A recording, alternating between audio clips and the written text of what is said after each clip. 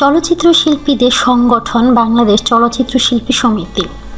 চলতি বছরের ফেব্রুয়ারি মাসে মেয়াদ শেষ হবে বর্তমান কমিটির। মেয়াদ শেষ হওয়ার পরবর্তী 90 দিনের মধ্যে নতুন কমিটি গঠনের জন্য নির্বাচন অনুষ্ঠিত হবে। দ্বিবার্ষিক এই নির্বাচনে প্রতিদ্বন্দ্বিতা করবেন বলে ইতিমধ্যেই 2টি প্যানেলের নাম ঘোষণা করা হয়েছে। অভিনেতা ওমর সানি একটি প্যানেলের সভাপতি পদে প্রতিদ্বন্দ্বিতা করবেন বলে ঘোষণা দিয়েছেন। এই প্যানেল থেকে অপ্রতিদ্বন্দ্বী চিত্রনায়িকা শাবনূরের নির্বাচন করার কথাও বিভিন্ন সংবাদ মাধ্যমে উঠে আসে। তবে বিষয়টি এখনও অনিশ্চিত বলে জানা গেছে।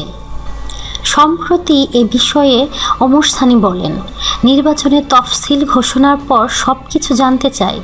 আমরা বাজারে ঢোল পিটানোর পক্ষে নয়। শিল্পী সমিতি এটা অলাভজনক প্রতিষ্ঠান। অনেকে মনে করেছেন এ সমিতিতে চেয়ারম্যানের গম আসে। শাবনূর প্রসঙ্গে তিনি বলেন, শাবনূর অসাধারণ একজন শিল্পী এবং তিনি আমার জুনিয়র। শাবনূর আমার প্যানেলে নির্বাচন করলে আমি ধন্য হব।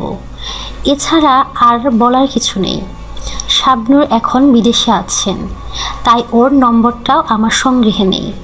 শাবনূরের প্রতি আমার অধিকার আছে।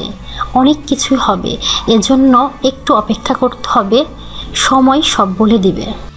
আমাদের চ্যানেলটি লাইক, কমেন্ট, শেয়ার এবং সাবস্ক্রাইব করতে ভুলবেন না।